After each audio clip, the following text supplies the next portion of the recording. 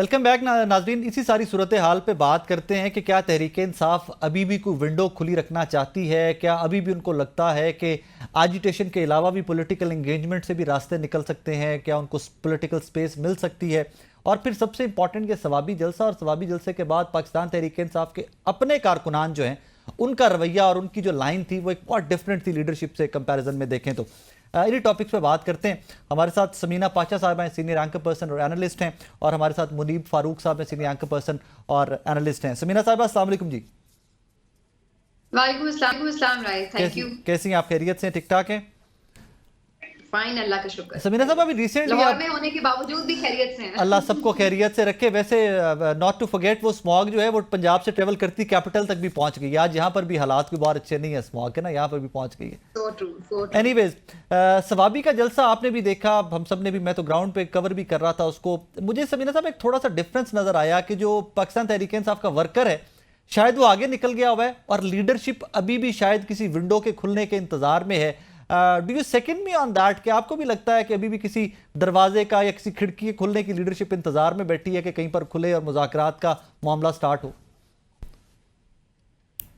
जी, मैं आपकी इस राय से काफी हद तक इत्तेफाक करती हूँ राय साहब के, इसलिए कि बज़ाहिर जो डेट अनाउंस नहीं की गई और जिसको आज इमरान खान साहब ने अडयाला जेल में दौरान गुफ्तगू सेकंड भी किया कि उन्होंने कोई डेट दी ही नहीं थी लीडरशिप को, इसीलिए लीडरशिप ने वो डेट अनाउंस भी नहीं की। और इमरान खान साहब ने दोबारा से कहा कि वो खुद कोई डेट अनाउंस करेंगे और चंद दिन बाद करेंगे, मुकम्मल तैयारी के बाद करेंगे। तो बज़ाहिर मुझे यही समझ में आता है कि इमरान खान साहब शायद पॉइंट ऑफ नो रिटर्न पर खुद भी अभी नहीं जाना चाहते और इसी वजह से डेट देने में कोई बहुत ज्यादा जल्दी नहीं करना चाहते। और इसकी वजूहात बहुत सारी हो सकती हैं, इसकी कानूनी वजूहात भी हो सकती हैं, जो कि अब कुछ केसेस हैं वो बिल्कुल, कुछ जमानतों के फैसले हैं जो आने वाले हैं। अल-कादिर ट्रस्ट में मुमकिन है कि सजा सुना दी जाए और उसके बाद आगे चलकर हाई कोर्ट मुअत्तल हो या कुछ भी। तोशाखाना 2 भी, तोशाखाना का तो अभी कल लगा हुआ है, उस पे भी देखते हैं कि जमानत मिलती है या नहीं। तो ये सारी चीजें जो है, एक कानूनी पहलू है इसका, सियासी पहलू भी है सर्टेनली, जहाँ पर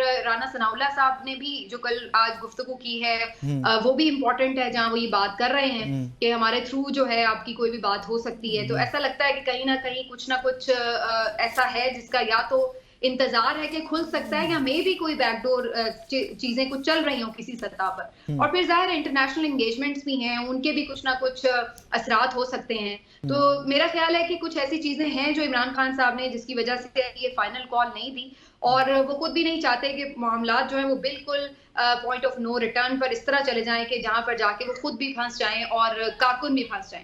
और यही वजह है कि डी चौक का जो वो पहले वाला मामला भी था, उसके बाद अगरचे कारकुन बहुत ज्यादा डिसअपॉइंट थे, अली अमीन पे बहुत तनकीद हुई, सब कुछ हुआ, लेकिन इसके बावजूद इमरान खान साहब ने उनके ऊपर उस तरह से नाराजगी का इजहार नहीं किया। और अगर किया भी था तो वो रिपोर्ट नहीं हुआ, अगर किया भी था तो वो रिपोर्ट नहीं हुआ। और फिर यानी सबके सामने उस तरह से नहीं किया ना, बाद में तो कई दफा पूछा भी गया उनके साथ उनसे कि भाई आप क्या इस पर रद्द-ए-अमल है, तो उन्होंने बज़ाहिर तो यही कहा कि उन्हें एतमाद है। और आज भी यही ऑलमोस्ट सूरत हाल थी, क्योंकि सवाबी जलसे में भी आपने जैसे खुद कहा कि कारकुन तो कल इस बात के लिए बिल्कुल पुरुम्मीद थे कि कोई डेट आ जाएगी या उस तरह, लेकिन लीडरशिप ने इन्हिराफ किया। सिर्फ इतना ही नहीं कि कोई डेट नहीं दी, अगर आप अदरवाइज भी देखिए तो उनकी जो तकारीर है उसमें आपको वो सख्ती अब थोड़ी कम नजर आती है राय। और अगर आप उनका सही से एनालिसिस करें तो आपको संजानी वाली तकारीर, उसकी बॉडी लैंग्वेज और उसका एनवायरनमेंट था, माहौल था, उसको आप देखिए जी, तो वो आपको एक उसमें भी कहीं ना कहीं ऐसा लगता है कि चीजें जो है, ऐसा लग रहा है जानबूझकर उनको थोड़ा सा कूल डाउन किया हुआ है अभी तक तहरीक इंसाफ ने। तो लेट्स सी, मेरा ख्याल है चंद दिनों में सूरत हाल मजीद वाज़े होगी, लेकिन इस बात से मेरे इत्तेफाक है आपकी इस बात से मुझे कि ये ऐसा लग रहा है कि किसी चीज का इंतजार है। मुनीब साहब अस्सलाम वालेकुम सर। वालेकुम सलाम। खैरियत से? आप ठीक ठाक हैं? जी जी बिल्कुल। मुनीब साहब, लगता ये है कि बज़ाहिर तहरीक इंसाफ की दस्तयाब लीडरशिप किसी खिड़की के खुलने के इंतजार में है। कोई खिड़की खुलती नजर आ रही है आपको? बहुत शुक्रिया। देखिए, वैसे तो कोई खिड़की, कोई दरवाजा किसी वक्त भी खुल सकता है, क्योंकि कोई ऐसा तो नहीं होता कि कोई चीज बिल्कुल सर्टन हो कि उसने ऐसे ही रहना है। लेकिन हमारे सामने जो इंडिकेशंस होती हैं, हमने तो उन्हीं को देखना होता है। और जो आपके सामने बहसियत सहाफी खबर होती है या कुछ ऐसे नुक्ते होते हैं जिनको जोड़कर आपको अंदाजा हो रहा होता है कि मामला जा किधर रहे हैं। तो अगर मैं प्रैक्टिकली इस वक्त देखूं तो मुझे कोई खिड़की तो खुलती हुई नजर नहीं आ रही पाकिस्तान तहरीक इंसाफ के लिए, बदकिस्मती से। जब मैं ये बात कहता हूं कि बदकिस्मती से, वो इसकी वजह ये है कि मैं समझता हूं पाकिस्तान की जो सियासी फैब्रिक है उसके अंदर किसी जमात का ना ही एस्टेब्लिशमेंट से लड़ाई होनी चाहिए, ना ही कोई तनाजा होना चाहिए, बल्कि सियासी जमातें आपस में चलें, सियासी इख्तलाफ जरूर रखें, लेकिन एस्टेब्लिशमेंट से लड़ाई का फायदा इसलिए नहीं होता कि ये तो from point A to point G, ये तो वन साइडेड लड़ाई होती है ना। क्योंकि बहरहाल पाकिस्तान की मुक्तदरा ताकतवर है और हम एक नेशनल सिक्योरिटी स्टेट के अंदर रहते हैं, तो जो जारी बात है नेशनल सिक्योरिटी ऑपरेटर्स है वो तो ताकतवर होगा।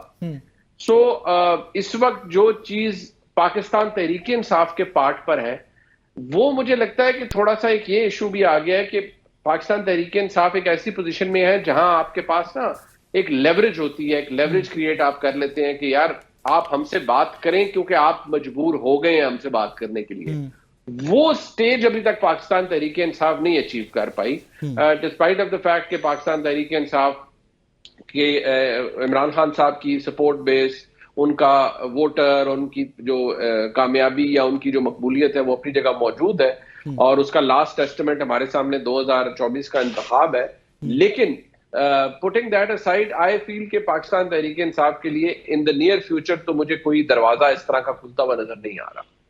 समीना साहिबा, नियर फ्यूचर में कोई दरवाजा मुनीब साहब को तो खुलता नजर नहीं आ रहा, but at the same time पहले सेगमेंट में आपसे कुछ देर पहले शेर अफजल मरवत साहब हमारे मेहमान थे, वो तमाम तर जिम्मेदारी बज़ाहिर जो कुछ हो रहा है तहरीक इंसाफ के साथ वो डाल के चले गए सोशल मीडिया पे। आज उन्होंने हमारे शो में ये भी कहा कि जनाब जो इद्दत में निकाह केस बनाया गया था वो कुछ पर्सनैलिटीज़ के अफेयर कुछ व्लॉगर्स ने बना दिए थे, तो उनके बाद हमें पीटीआई को सज़ा मिली है उसकी, और इद्दत में निकाह केस की सूरत में पीटीआई की लीडरशिप को और बानी पीटीआई को वो सज़ा मिली है। Do you agree to that point कि पाकिस्तान तहरीक इंसाफ को जहाँ पे खड़ी है पहुँचाने में सोशल मीडिया का बड़ा हाथ है? देखिए, एक ये तासुर तो है कि जो सोशल मीडिया पर लोग जिस तरह से वोकल हैं, जिस तरह से एक्सप्रेसिव हैं, बाज़-औक़ात आपकी लीडरशिप बहरहाल कुछ लिहाज के साथ बात कर रही होती है, कुछ एहतियात के साथ बात कर रही होती है, लेकिन सोशल मीडिया पर तो फिर हर तरह की आवाज़ है और वहाँ पर ज़रूरी नहीं कि हर बंदा रिस्पॉन्सिबल भी हो, ज़रूरी नहीं हर बंदा मोहतात भी रहे। तो लोग बहुत बाहर निकलकर क्रीज से बात करते हैं, छक्के लगाने की कोशिश करते हैं और उसमें जाहिर है एक ओवरऑल उसका इम्पैक्ट तो चूंकि वो पीटीआई के हक में कहीं कर रहे होते हैं अपनी तरफ से, लेकिन उसका जाहिर है कि इम्पैक्ट आता है कि जी इनकी वजह से इस तरह हो रहा है, तनकीद हो रही है, ये हो रहा है, कॉन्ट्रोवर्शियल हो रहे हैं लोग और इस तरह की चीजें होती हैं। तो ये बात सही है कि जो एक सोशल मीडिया पर तासुर बनता है उसकी सारी जो जिम्मेदारी है, चाहे वो अच्छाई वाली हो चाहे वो बर्डन वाली हो, वो पीटीआई पे आता है। शेर अफजल मरवत साहब की बात से बहरहाल मैं इत्तेफाक नहीं करती कि इद्दत केस को इस वजह से बना है। ये तो हमने ओवरऑल ही देखा है कि इमरान खान साहब और उनकी फैमिली को जिस तरीके से टारगेट किया गया है, एक बाकायदा ऐसा लगता है कि मुनज़्ज़म मुहिम थी जिसमें उनके लाइफ के हर एंगल को लेकर उन्हें टारगेट किया गया, चाहे वो माली करप्शन हो, चाहे वो अखलाकी करप्शन हो, चाहे उनके ऊपर तौहीन मजहब के इल्जामात लगाने हो, चाहे उनके ऊपर दहशतगर्दी के इल्जामात लगाने हो, गद्दार वतन के, यहूदी एजेंट, मतलब जो पहले वो तमाम इल्जामात या कोई एक टारगेट मुहिम जो हम किसी एक लीडर के लिए देखते थे वो सारी कंबाइन करके जो है वो इमरान खान साहब के खिलाफ की गई। लेकिन समीना साहिबा इमरान खान साहब ने भी तो तमाम task at one head on ले लिए थे ना, एस्टैब्लिशमेंट, एंटी अमेरिका।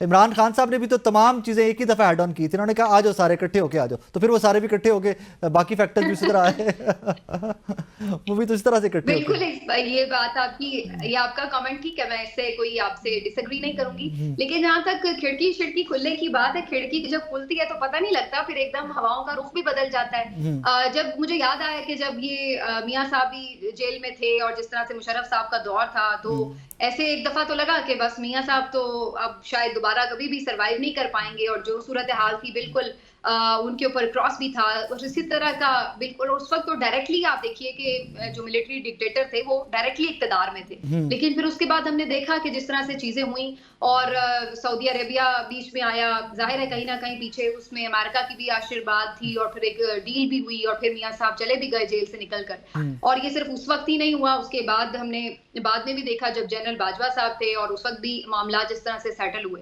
तो कब किस वक्त किस तरह से चीजें निकल कर हो रही होती हैं, सामने हमारे पसे पर्दा कुछ होता है, स्क्रीन पे कुछ होता है। बज़ाहिर उस वक्त 2019 में सेम पेज था, बज़ाहिर इमरान खान साहब वज़ीर-ए-आज़म भी थे, बज़ाहिर उनकी कोई गवर्नमेंट को प्रॉब्लम भी नजर नहीं आ रही थी, लेकिन और उसके बाद एक्सटेंशन भी दे चुके थे, लेकिन इसके बावजूद भी पसे पर्दा और पीएमएलएन के साथ मामला तय हो रहे थे। तो ये सारी चीजें भी अपनी जगह थी। तो इसलिए पाकिस्तान की सियासत जो है वो जितनी अनप्रिडिक्टेबल है उतनी शायद मेरा ख्याल है प्रिडिक्टेबल भी है। आप कह नहीं सकते कभी किसी वक्त कोई भी रास्ता खुल जाता है और चीजें हो जाती हैं। तो अभी मेरे ख्याल से तो इसके ऊपर थोड़े अरसे में हमें शायद कुछ होता हुआ नजर भी आए। मे भी नारिन, मुझे यहाँ पे एक छोटा सा ब्रेक लेना है, मेरे साथ रहिए।